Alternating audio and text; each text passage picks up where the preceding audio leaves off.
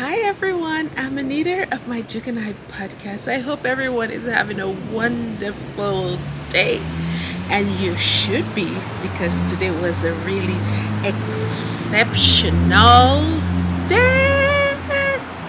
By the way, do not forget to subscribe and like my podcast, and make sure that you turn on your notification button. And may we begin?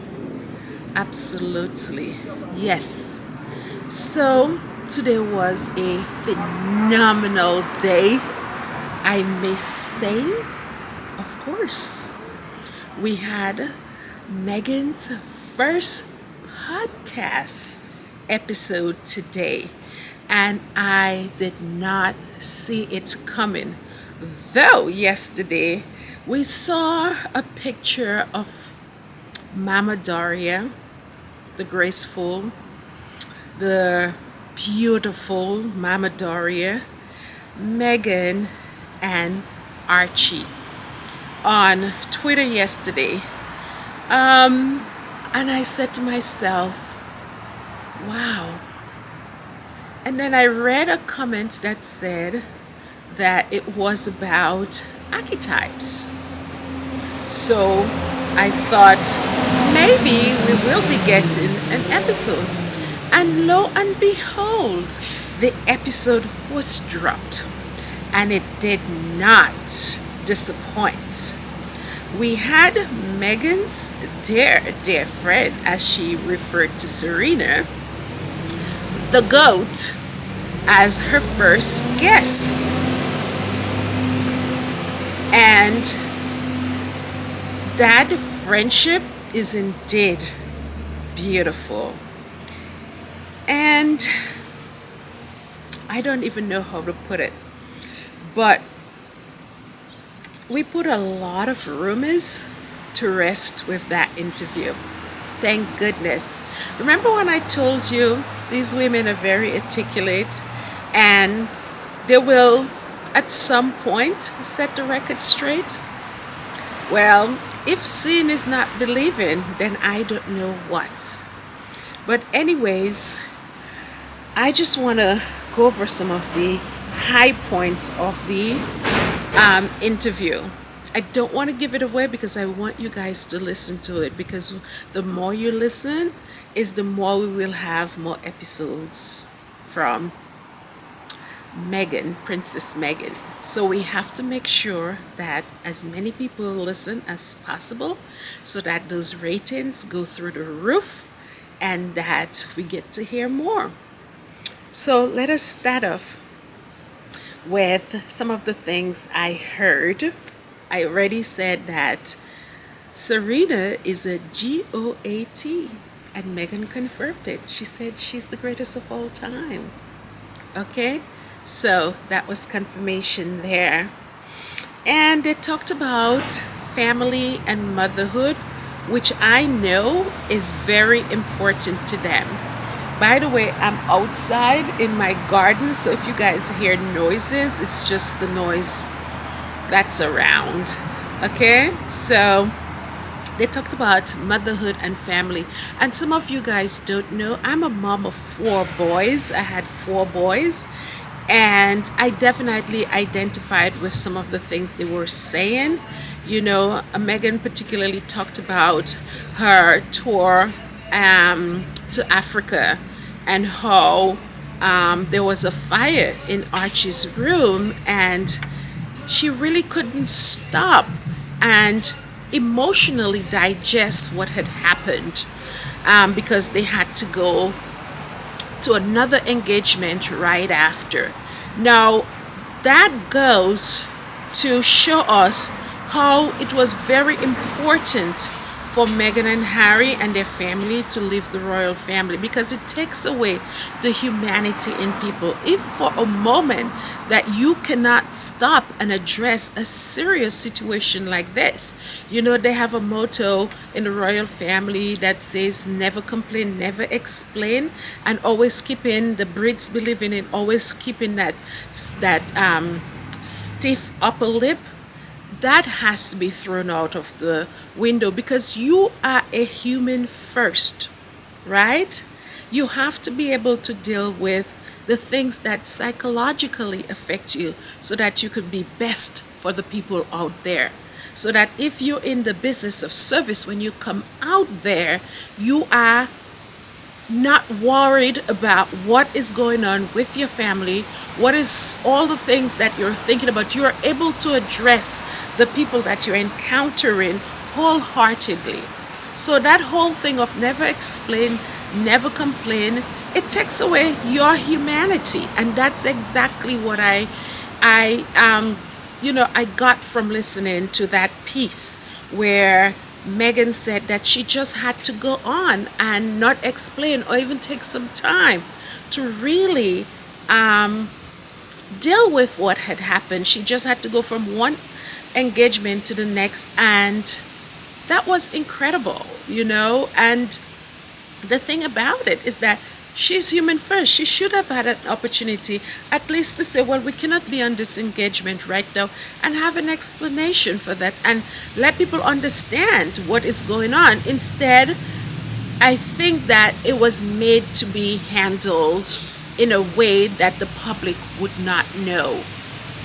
And I know that the public understands those types of situations. We all go through these things, as maybe not on the level of a fire, but we things has happened to it's a kid. Things has happened to our families where we needed to stop and address what has happened, and put everything else that deals with the world on hold and address our family, because without our family, at the end of the day, there we're there's nobody else there without our immediate family. Okay, so that was really interesting. I know that as I said, I'm a mother of four, and there are several times things has come up, and I don't care. I put my family first. For example, I have mentioned to you guys when I was doing the YouTube channel all the way back when Meghan and Harry just got married, and I was doing the podcast. And when my child needed me, I stopped and I said, wait a minute, what would Meghan choose? What would she think? And I know that is what she would want from me. And I decided that I was going to put everything on hold and I was going to devote time to my child. And that's what I did. So I really appreciate that from her, and saying that and understanding that some moms and some parents, that is what they encounter in real life, and we need that space to address that. Serena similarly had a situation with her daughter just like that, and and I just felt the importance of being a mom to them, and family, and women having that space to there goes that noise. And women having that space to be able to be that mom that they want to be is very important. What is another takeaway? Yes. And what I really love about Meghan, and has always loved about her, is the whole empowerment of women. And they did talk about, the different ways that men are treated from women. Men are celebrated for certain things that women are not celebrated for. Like Serena talked about her, her experiences on the tennis court, and other people have behaved in much worse ways, and they were not chastised for it. But here she is being chastised for things that were not even similar or in as heightened as what had happened to her fellow players, her male fellow players, but yet she was treated differently. And I'm happy that Harry. I'm happy that Meghan is, amplifying that, putting a spotlight on that, so that we as a society really have a lot of work to do, and we have to understand that what we have to do as a society to change that. Because I'm telling you, being a mom is not an easy job. I know, I'm a mom of four, so I could speak on that. So I'm happy that they were able to talk about that, and I don't want to give too much. I just want to give as much as possible so that you can go and listen to that episode so that you understand exactly what I'm saying. Another thing they talk about made me realize that even for me, when I was in college, that I was studying computer science, and I was the only woman in the program, literally amongst a lot of other young boys. And I felt like there was a camaraderie amongst the boys, and the support that they had for each other, and the way that they uplifted each other and helped each other. I didn't feel that in amongst them. There's noise there. I didn't feel that with me. So I left the program and I went on to study mathematics. I studied mathematics. I felt like I wasn't a part of the boys' club, and I left. That was one of the biggest mistake that I made in my life. I should have stuck with it, and I should have find the strength within me to carry on despite of what was happening around me. But nobody ever told me that I should just continue regardless of what was happening. So I went on. I remember a professor giving me a book of women who studied mathematics, and I read that book and I was motivated, and I ended up studying mathematics, and this is how I got my degree in math. So I said that to say, because what I heard Serena and Meghan talked about was so much what I could personally relate to.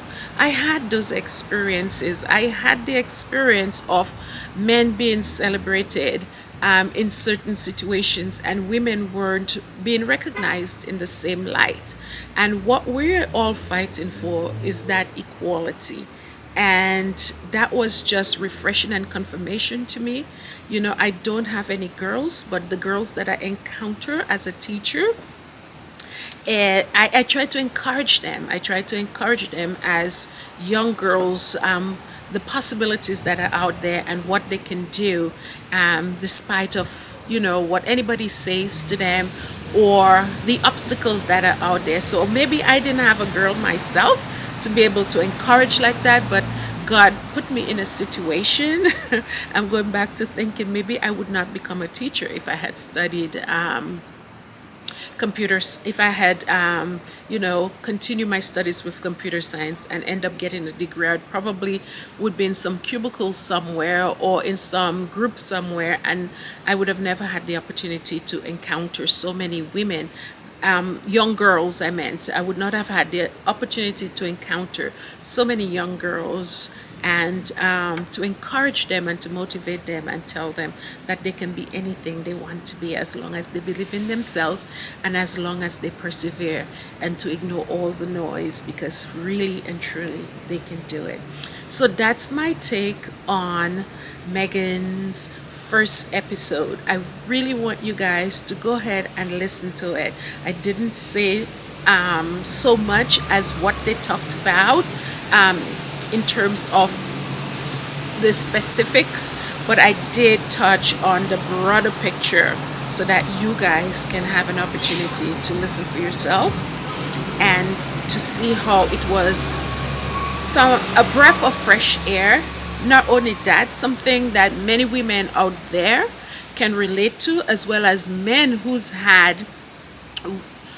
sisters or wives or nieces and so on, that they can see exactly that is what their nieces, their friends, their wives are going through, and even stand up in situations for um, for women. So that was really beautiful. Bye, guys. Don't forget to subscribe and like and turn on your notification button so that you know when the next episode is going to drop. Bye.